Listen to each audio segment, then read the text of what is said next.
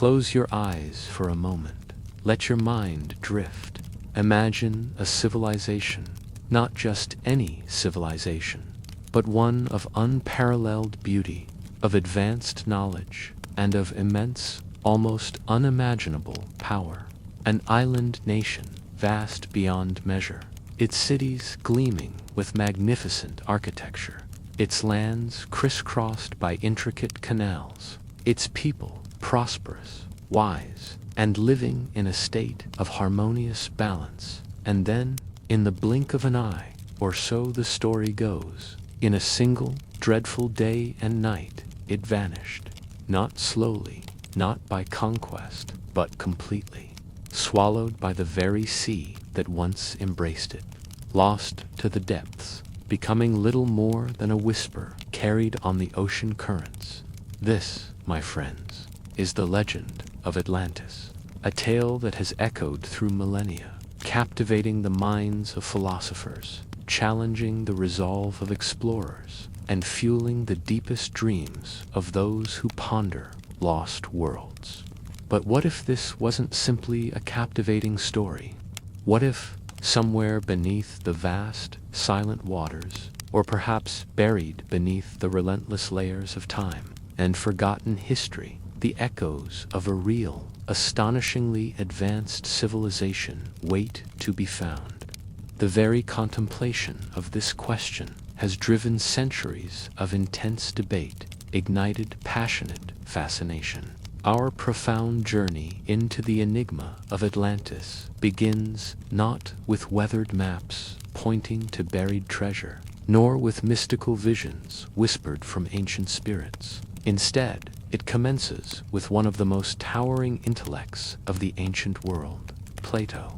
Born into an aristocratic Athenian family around 428 BCE, Plato was more than just a philosopher. He was a revolutionary thinker, a profound system builder, whose ideas would lay the very groundwork for much of Western philosophy, encompassing politics, ethics, metaphysics, and the nature of knowledge itself. He established the renowned academy in Athens, often heralded as the first institution of higher learning in the entire Western world, where he would tirelessly teach, debate, and refine his groundbreaking theories with generations of brilliant students. What makes the tale of Atlantis uniquely compelling, distinguishing it from countless other ancient myths, is its unusual placement within Plato's extensive body of work. He introduced this astonishing account not in a fanciful poem or a light-hearted anecdote, but in two of his most significant and intellectually rigorous dialogues, the Timaeus and the Critias. These were not fleeting thought experiments. The Timaeus sets out, with meticulous detail, to describe the origins of the cosmos, the very fabric of the natural world, and the creation of humanity. The Critias, meanwhile, delves into the nature of the ideal human society, using historical precedents to illustrate philosophical principles. For Plato, a philosopher known for his careful logic and his pursuit of truth, to embed the story of Atlantis within such weighty philosophical and cosmological discussions strongly suggests that he attributed a profound historical gravitas to its account. He presented it quite explicitly as a historical narrative, a record of a past event, rather than a purely fictional allegory or a whimsical invention. This very framing is the initial seed of the enduring mystery.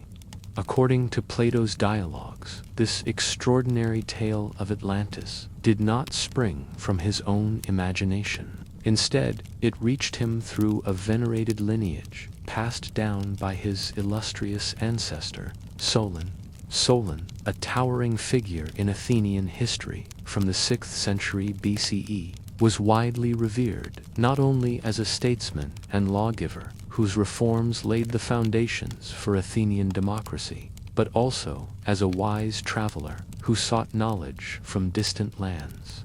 It was during a protracted and significant stay in Egypt's civilization held in immense reverence by the Greeks for its unimaginable antiquity and its vast accumulated knowledge, that Solon supposedly encountered this profound secret narrator in the ancient Egyptian city of Sais, located in the fertile Nile Delta, a renowned center of learning and religious devotion dedicated to the goddess Neith. Solon engaged in deep philosophical discussions with a highly esteemed aged priest. This priest, according to Plato's account, gently, almost paternally, chided Solon, and indeed all Greeks, for their perceived youthful ignorance.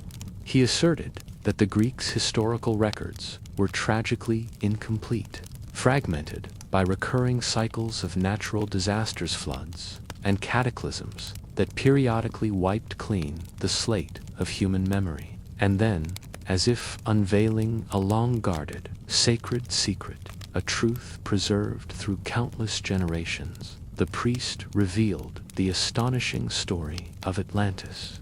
He explicitly stated that this monumental event, the cataclysm that irrevocably swallowed Atlantis beneath the waves, took place a staggering 9,000 years before their very conversation. To put that into perspective, for the ancient Greeks, a period of 9,000 years stretched into a misty, almost mythological past, pushing the very boundaries of their understanding of recorded history.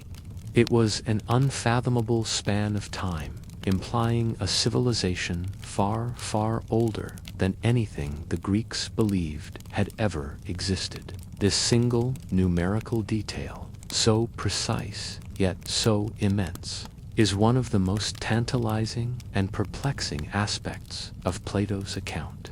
Plato's description of Atlantis paints a vivid and breathtaking picture of a civilization of unparalleled scale and sophisticated ingenuity. He conceived of it as a truly colossal island, its exact location a point of endless contention and search, situated beyond the Pillars of Heracles.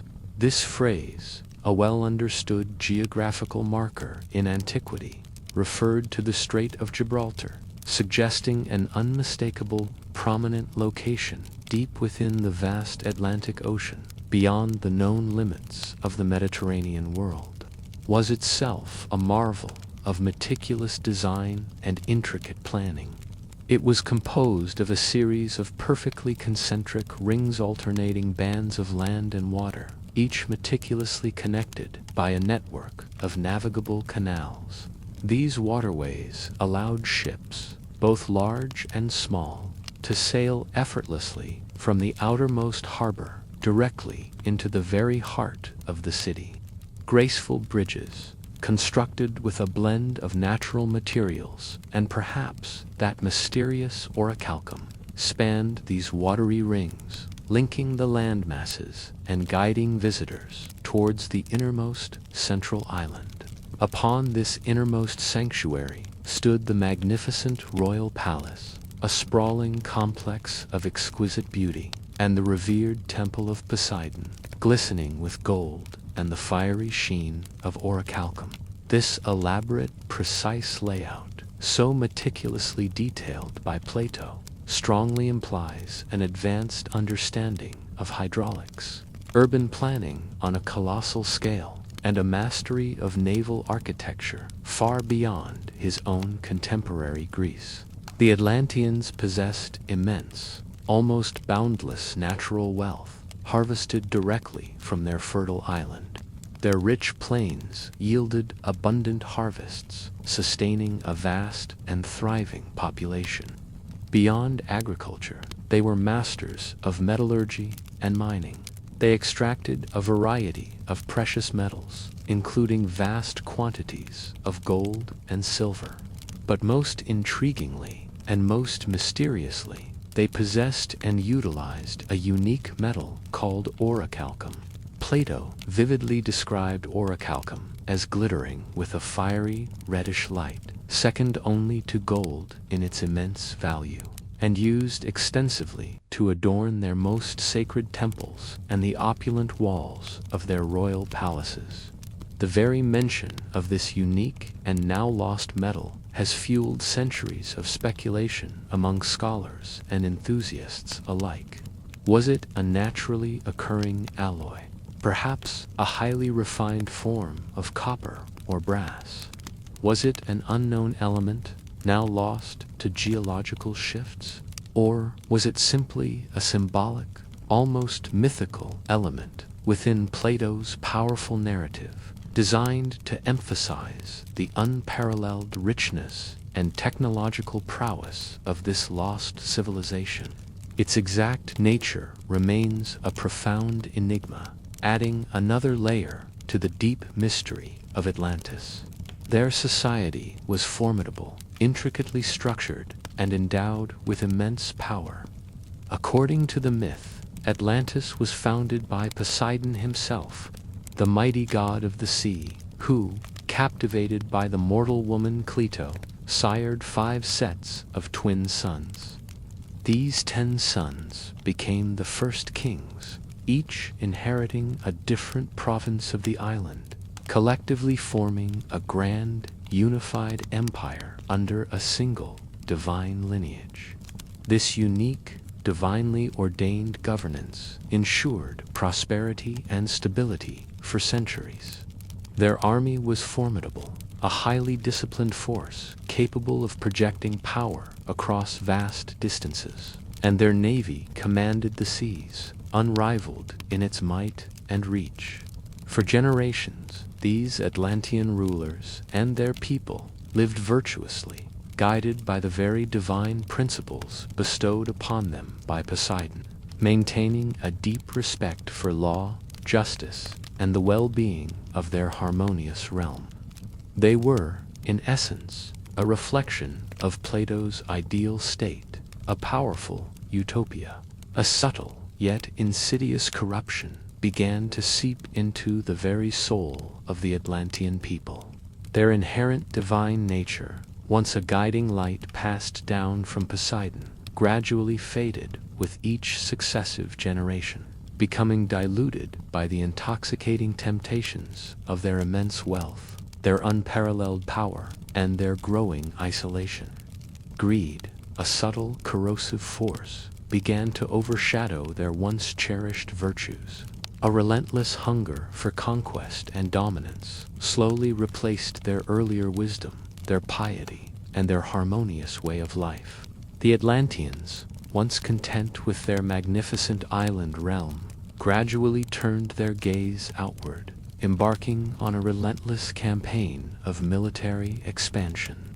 They systematically subjugated neighboring lands, imposing their will and their vast resources upon weaker nations, eventually setting their ambitious sights on Athens itself, a nascent but equally proud and fiercely independent Greek city-state. It was then, as their insatiable imperial ambitions threatened to engulf the very ancient world and extinguish the spirit of nascent democracy, that the judgment of the gods descended.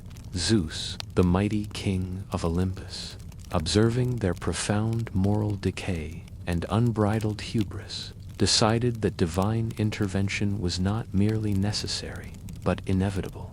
The Atlanteans had overstepped their bounds. Their actions had tipped the scales of cosmic justice. In a single cataclysmic day and night, the divine retribution came.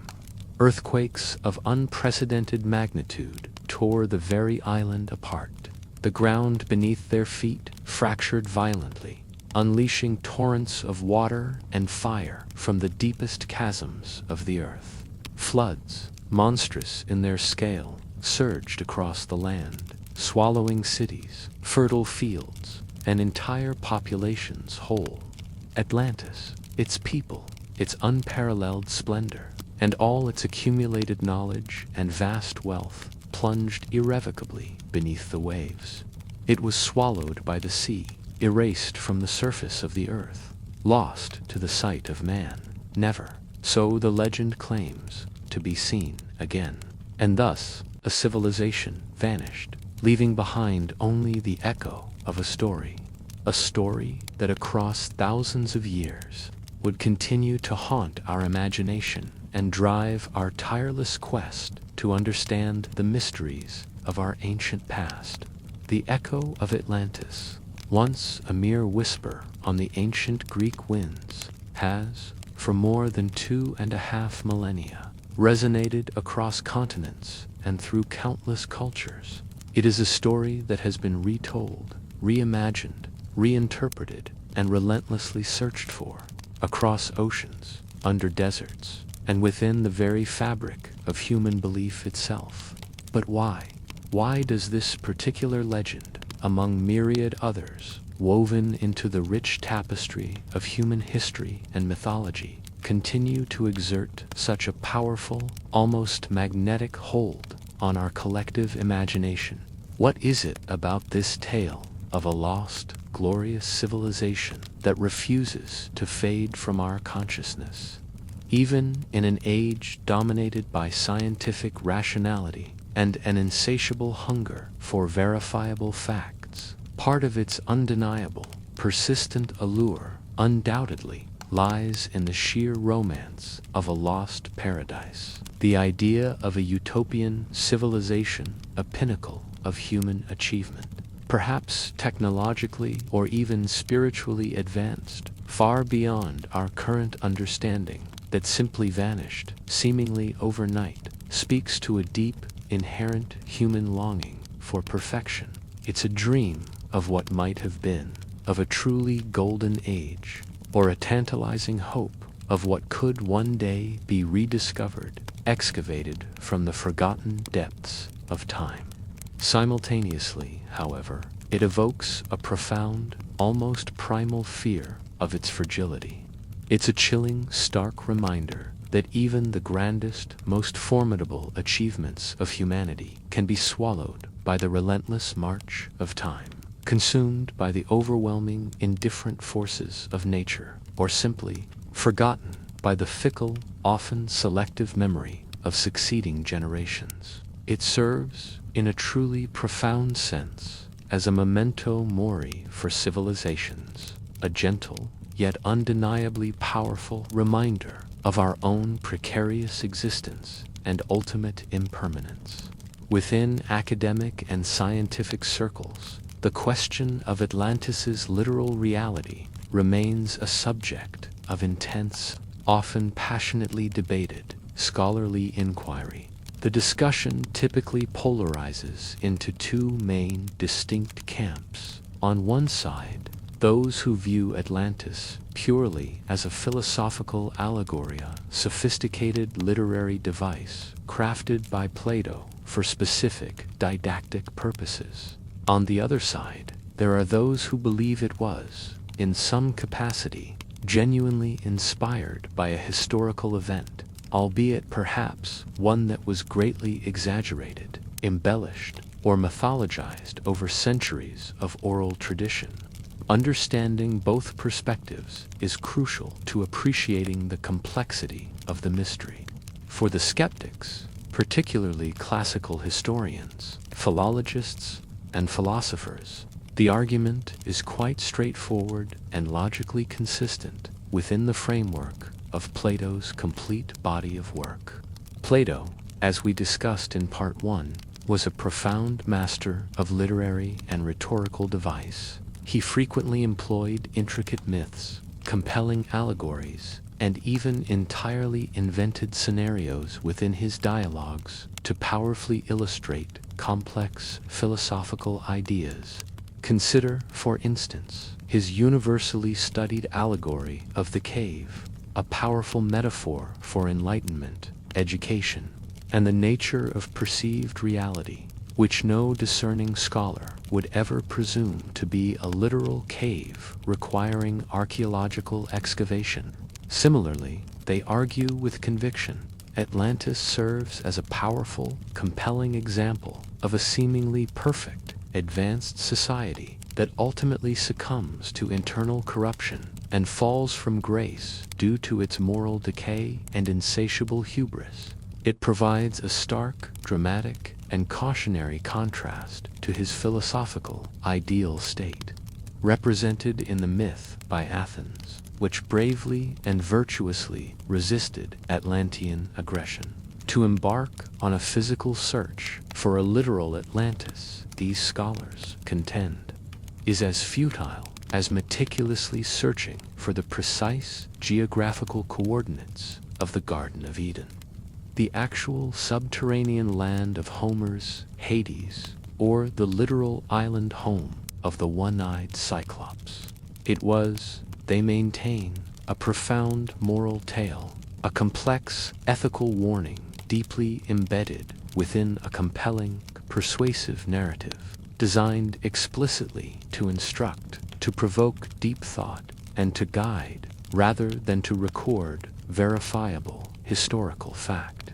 Yet, for countless others, a diverse group ranging from dedicated enthusiasts to some alternative researchers, the sheer level of detail with which Plato describes Atlantis simply cannot be dismissed as pure fiction. They argue that the narrative, with its specific geographical clues, its precise yet ancient time frame, its intricate cultural elements, and even the names of its 10 founding rulers, suggests that it couldn't have been entirely fabricated from thin air. Why, they passionately ask, would a philosopher of Plato's intellectual rigor and reputation, known for his relentless pursuit of truth, meticulously craft such an elaborate, seemingly historical narrative if it was purely a product of his imagination? This fervent belief that Atlantis was indeed a real place, a lost civilization waiting to be rediscovered, a missing piece of humanity's true ancient history, has for centuries fueled countless expeditions, sparked myriad complex theories, and it must be acknowledged, generated a significant amount of pseudoscientific speculation that often veers far outside the rigorous methodologies of mainstream academic and scientific inquiry. Over the centuries, almost every unusual underwater formation, every seemingly inexplicable disappearance at sea, every enigmatic ruin found beneath the waves or buried under sediment has, at some point, been enthusiastically linked to the grand legend of Atlantis.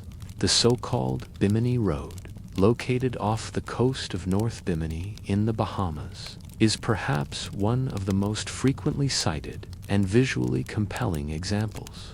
Discovered in 1968, it's a striking 0.8-kilometer-long underwater rock formation, composed of what appear to be remarkably regular, almost perfectly rectangular limestone blocks, arranged in a suspiciously linear fashion.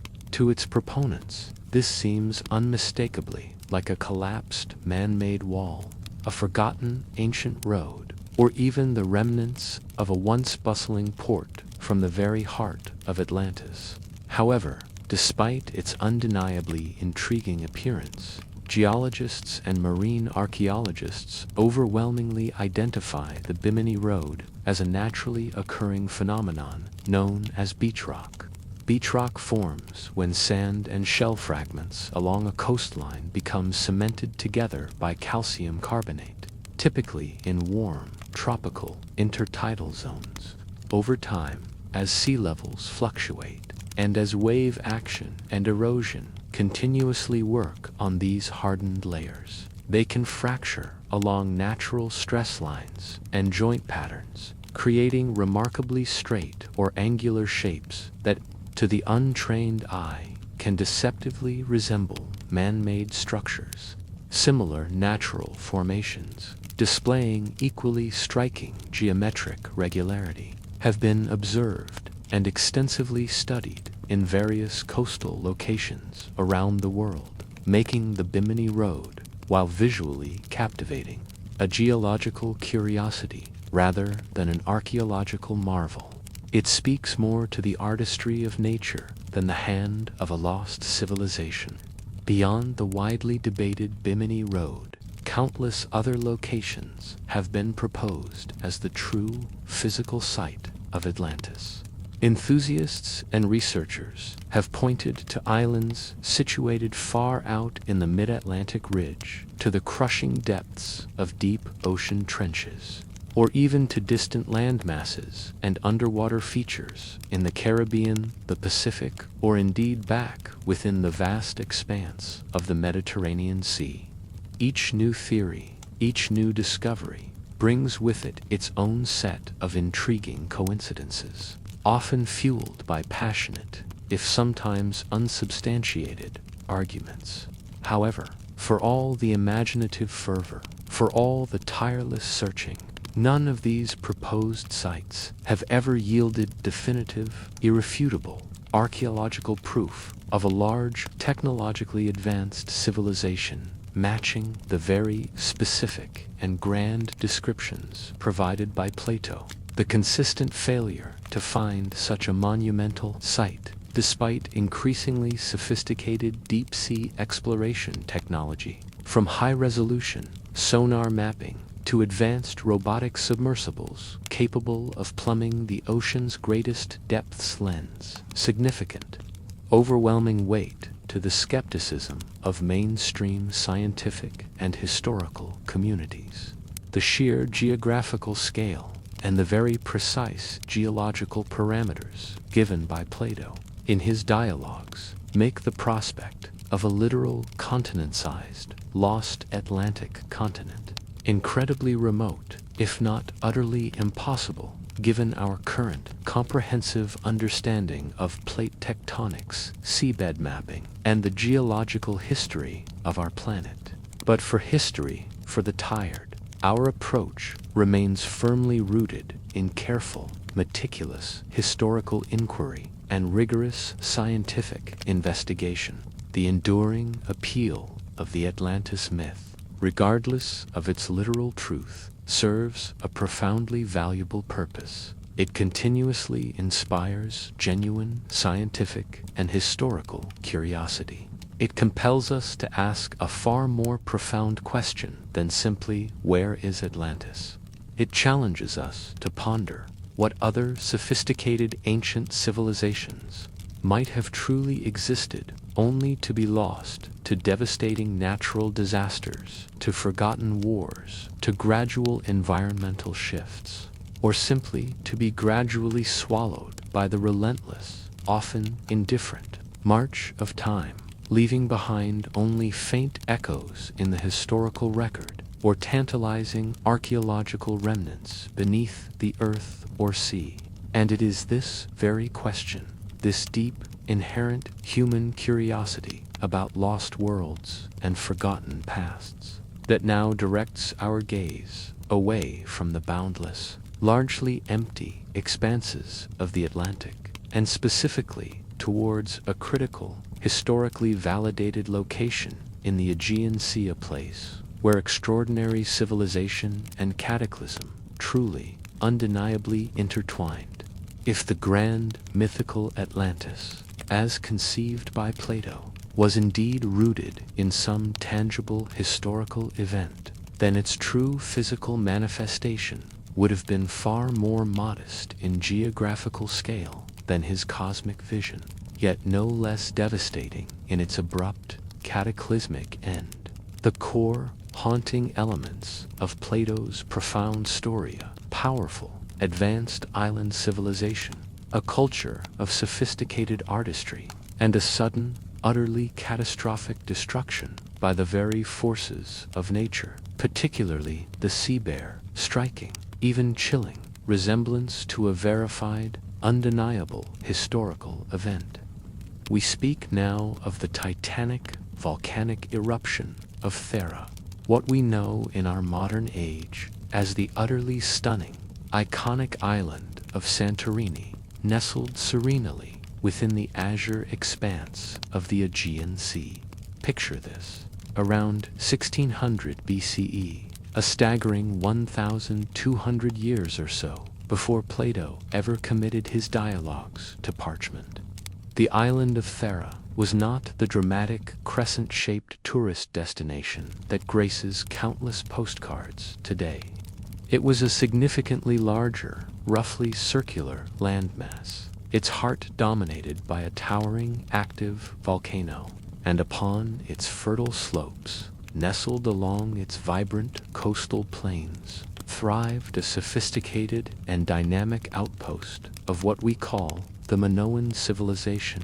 The Minoans, whose vibrant heartland pulsed on the large island of Crete, located about 100 kilometers to the south, represent what many historians and archaeologists consider Europe's first truly advanced civilization. Flourishing from approximately 2700 to 1450 BCE, they cultivated a unique and remarkably distinct society, quite different from their later Mycenaean neighbors on mainland Greece. What immediately sets them apart, and has intrigued scholars for centuries, is their approach to defense. Their sprawling, multi-storied palaces, magnificent, labyrinthian structures like the famed Knossos, Phaistos, and Malio were conspicuously built without defensive walls. This remarkable absence of fortifications strongly suggests a prolonged period of internal peace, profound economic prosperity, and perhaps, most importantly, an undeniable mastery of the seas. Their formidable navy, their thalassocracy, or sea power, may have been their ultimate defense, rendering land-based fortifications largely unnecessary. Their art, excavated from the ruins of their palaces and villas, is a testament to their vibrant culture. It is strikingly beautiful and often joyous, depicting not only scenes of profound religious ceremony, but also intimate glimpses of daily life, elaborate festivals, and daring athletic feats like the iconic bull leaping. Their pottery was exquisitely crafted, often adorned with graceful marine life or complex abstract designs, reflecting their deep connection to the sea. They developed a unique hieroglyphic-like writing system known as Linear A, which, unlike the later Linear B script used by the Mycenaeans, remains largely undeciphered by modern scholars.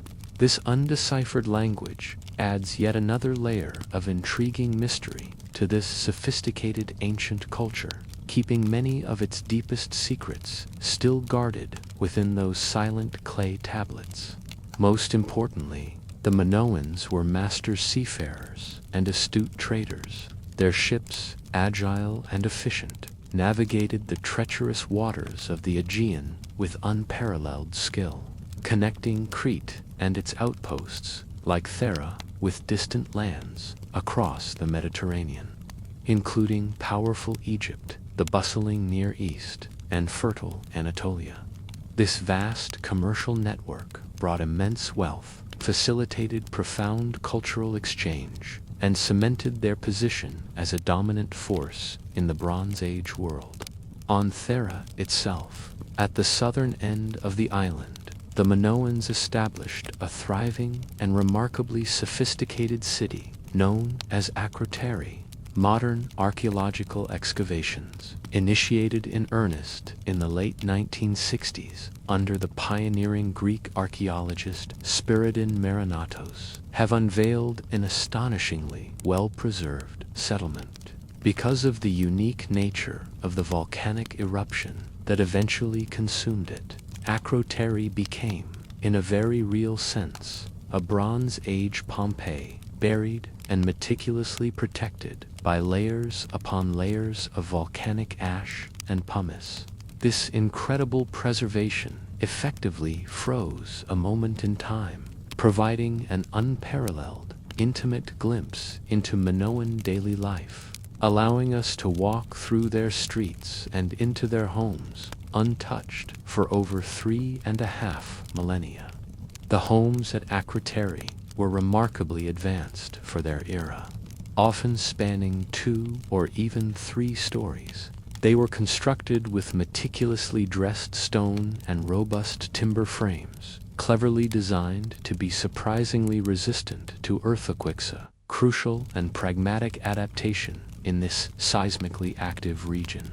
But perhaps most astonishingly, many of these houses boasted sophisticated indoor plumbing. Clay pipes, expertly engineered, carried fresh spring water directly into the homes, while separate systems efficiently channeled wastewater out, preventing disease and maintaining sanitation.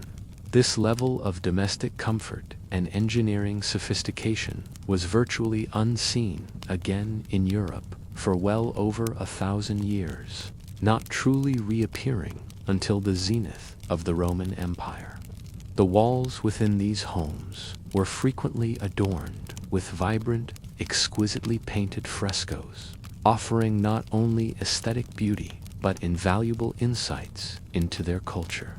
These weren't mere decorations. They were windows into their world, depicting scenes of nature, elaborate religious ceremonies, graceful processions, and even intimate glimpses of daily activities like young boys boxing or women gathering saffron. Their bright colors, remarkably preserved by the volcanic ash, speak volumes about the Minoans' artistic skill and their deep connection to their natural environment. But Thera, for all its beauty and vibrant life, was also a living, breathing, and fundamentally volatile volcano. And around 1600 BCE, with recent scientific dating, particularly from tree rings and ice cores, narrowing the time frame to perhaps as precise a date as 1627 BCE, erupted with an unimaginable, almost apocalyptic force. This was not merely a large volcanic eruption, it was a truly catastrophic caldera collapse.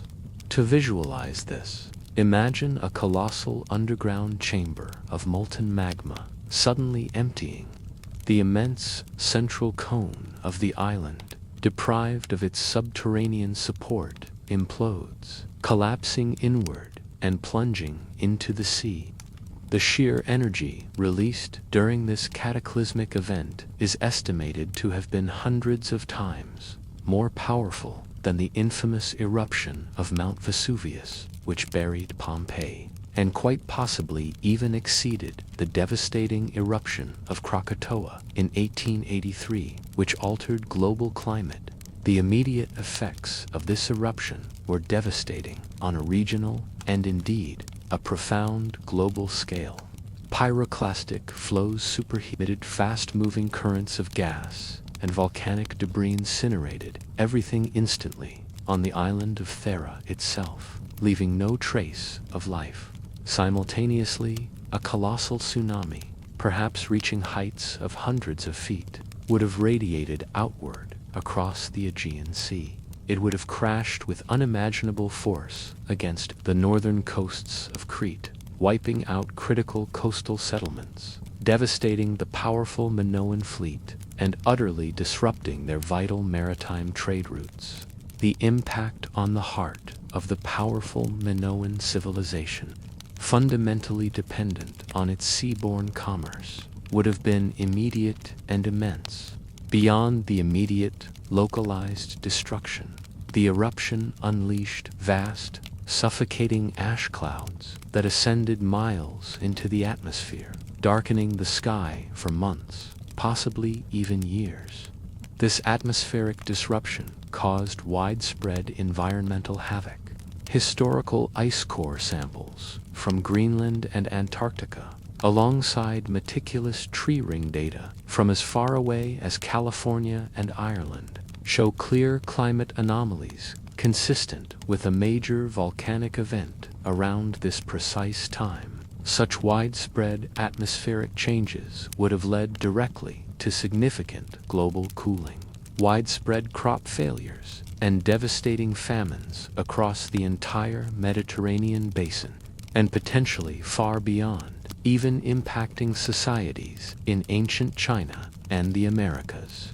The memory of such a cataclysm, a world-altering event where the very earth seemed to open up, unleash fire and water, and swallow a thriving civilization whole would have been profoundly ingrained in the collective consciousness, passed down through oral traditions for centuries, evolving and transforming as it journeyed through time, gradually becoming myth. Could this truly be the historical inspiration for Plato's Atlantis? The parallels are compelling, striking, and difficult to ignore. Here was a powerful, advanced island civilization flourishing at the height of the Bronze Age.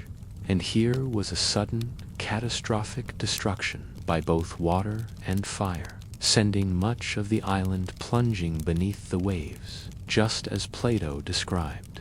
While Plato's precise date of 9,000 years before his time might be a philosophical exaggeration, a symbolic representation of immense antiquity, or perhaps a misinterpretation of complex Egyptian calendrical systems, a more plausible gap of roughly 1,200 years between the Thera eruption and Plato's writing is entirely consistent with the way oral traditions survive, transform, and gain mythical qualities over long periods, while other theories for Atlantis exist, often clinging to less substantial evidence.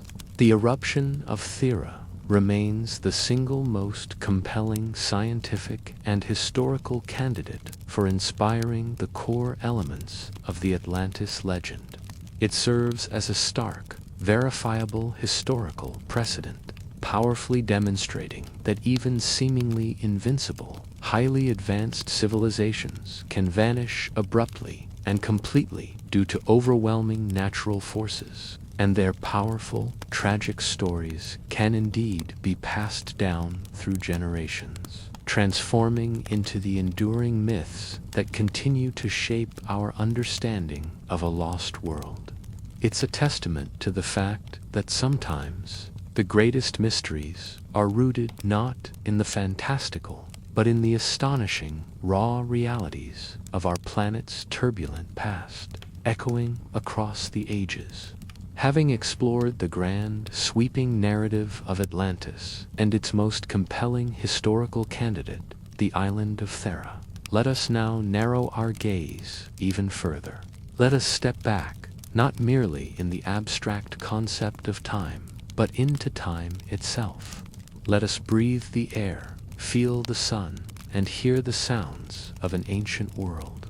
What was daily life truly like in a place as vibrant and innovative as Akrotiri, thriving with beauty, culture, and a complex society, yet nestled precariously on the very edge of a ticking geological time bomb? To truly grasp the profound reality that perhaps inspired the enduring Atlantis myth, we must immerse ourselves intimately in the everyday existence of the Minoan people who called this extraordinary place home in the moments just before their world quite literally came crashing down around them. Imagine, the first light of dawn in Akrotiri. It would have painted the sky in magnificent hues of soft rose and ethereal orange, casting long, gentle shadows over the distinctively flat rooftops and the surprisingly modern-looking multi-storied homes.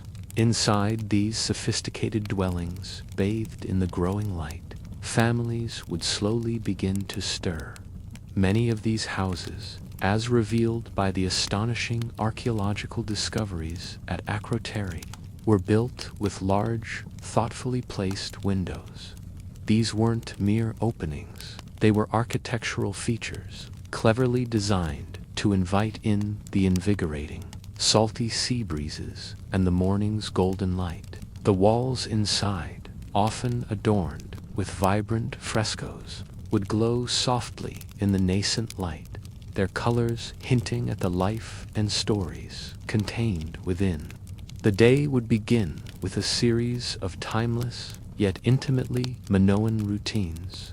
The comforting aroma of freshly baking bread, perhaps made from grain meticulously ground moments earlier on a polished hand corn, would mingle with the sharp, clean scent of the sea carried on the gentle morning breeze. Water, a truly precious commodity in any ancient civilization, was not a distant chore for many residents of Akrotiri.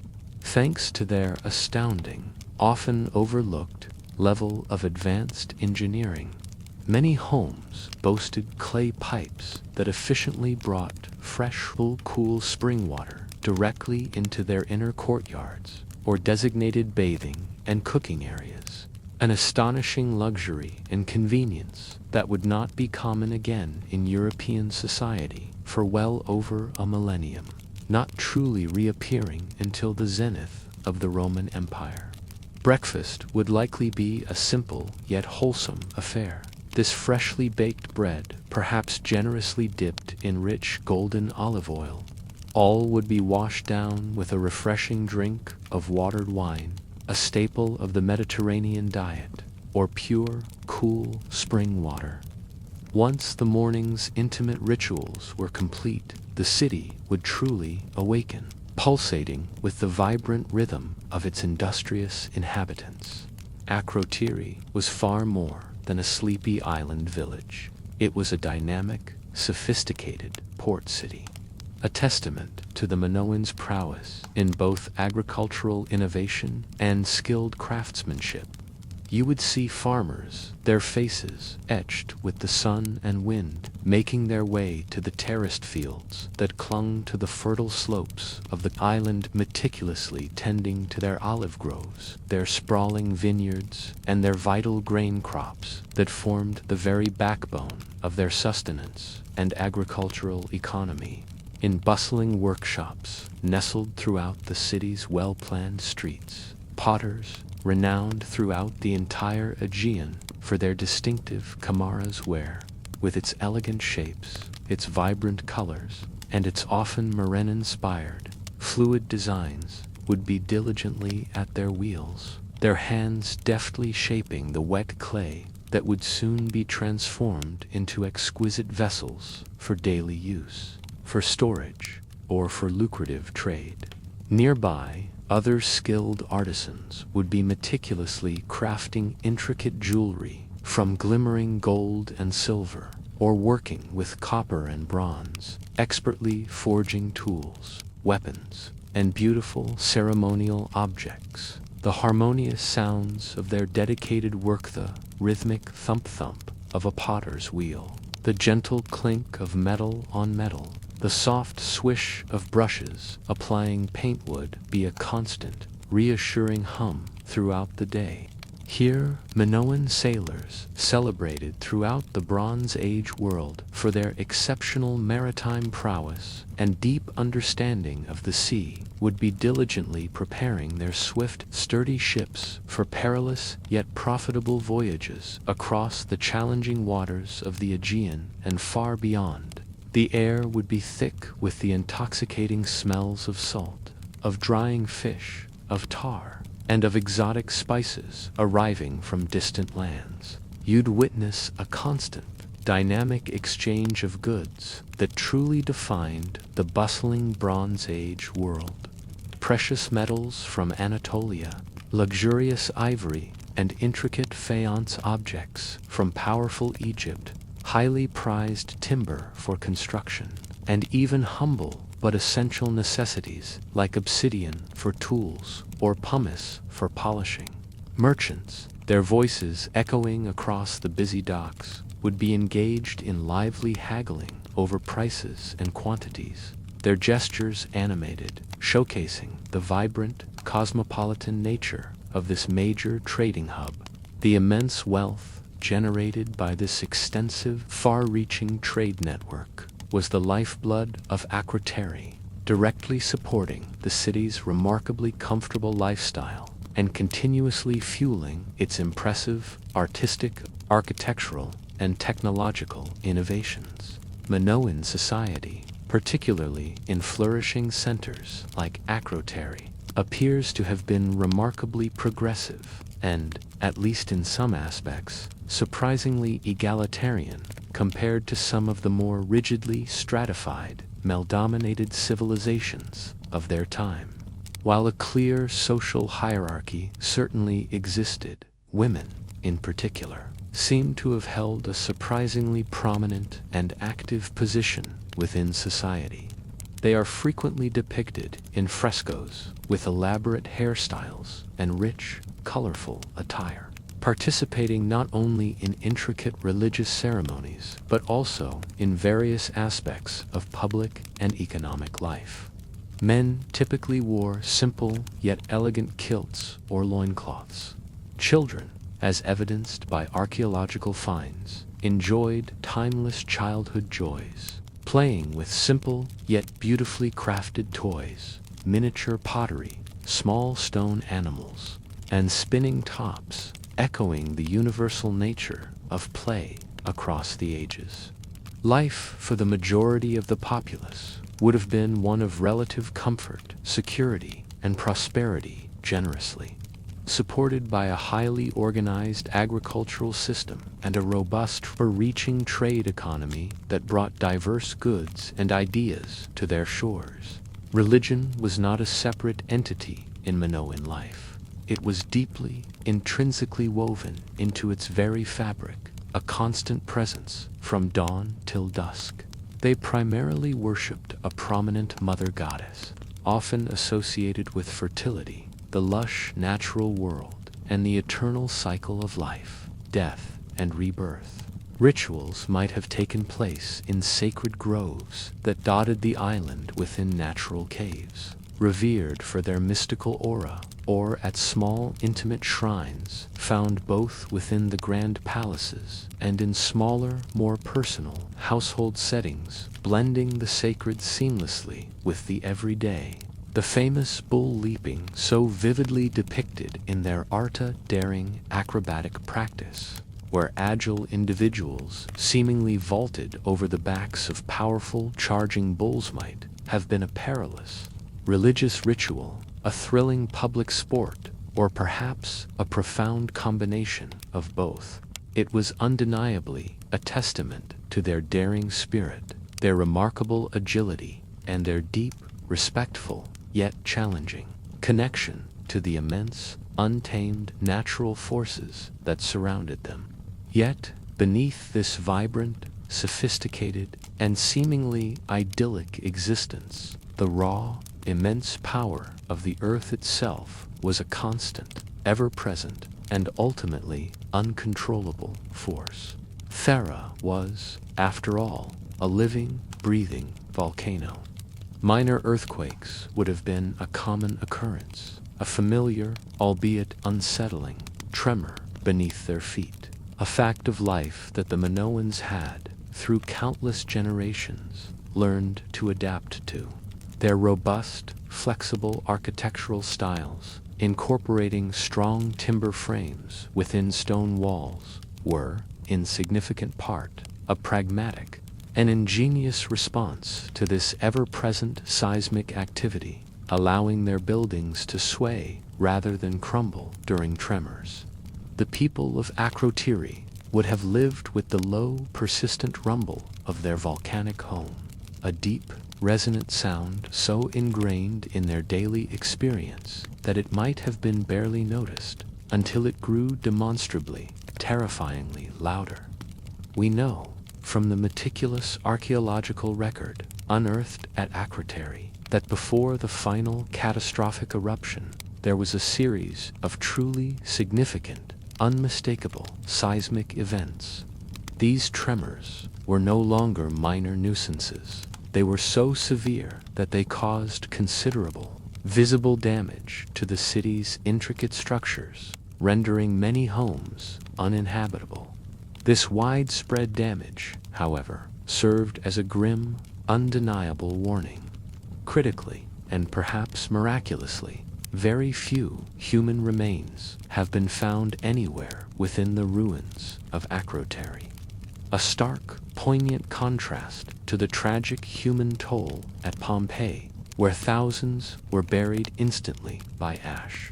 This remarkable absence strongly suggests that the vast majority of the population, perhaps guided by an ancient instinct honed by generations of living on a volcano, or by previous experiences with similar, albeit less severe, tremors, managed to successfully evacuate before the ultimate devastation. Imagine the monumental, heart-wrenching decision they faced in those final hours. To abandon your cherished home, your entire livelihood, your ancestral lands, your very way of life, because the very ground beneath your feet was groaning ceaselessly, and thick, acrid smoke began to billow ominously from the mountain that had always defined your landscape. The sheer terror, the profound uncertainty of what lay ahead, the desperate, lingering hope that you might one day return to rebuild amidst the ruins. What would you grab? What would be deemed worthy of carrying in your frantic, desperate escape? For those who, for whatever reason, stayed behind, perhaps the infirm, the elderly, or those who simply could not bring themselves to leave, or were too slow, or too unlucky to make it to the ship's the end, would have been swift, absolute, and merciless. And yet, with a profound, almost divine irony, the very ash and pumice that obliterated their vibrant city simultaneously became its greatest protector.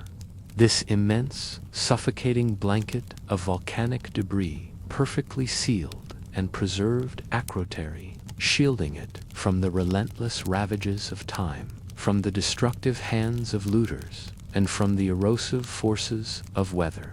It transformed the city into an astonishing, perfectly preserved time capsule, a true Bronze Age Pompeii of the Aegean, freezing a dynamic, bustling moment in time for us to unearth millennia later.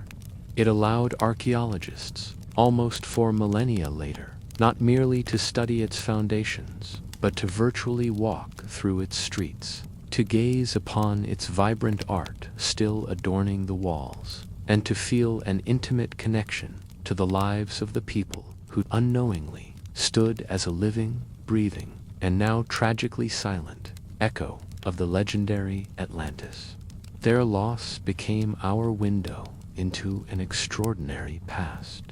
As the gentle waves of the Aegean Sea continue to lap at the ancient shores of Santorini, and as the unseen ocean currents silently carry secrets beneath their fathomless surface, the powerful, evocative story of Atlantis continues to whisper across the millennia. We have journeyed from Plato's grand philosophical revelation to the compelling, devastating reality of Thera. We've walked the bustling streets of a Bronze Age city and witnessed, in our mind's eye, its sudden, violent demise. But even if Plato's magnificent narrative was at its heart a profound philosophical allegory, undeniably inspired by the very real and utterly devastating eruption of Thera, then why does the legend of Atlantis, this tale of a lost golden age, continue to captivate us so profoundly? Why do we, as a species, relentlessly search for lost cities, for buried treasures, and for forgotten civilizations, not just on maps, but deep within our very souls? Part of its undeniable, enduring allure undoubtedly lies in the sheer magnetic romance of a lost paradise.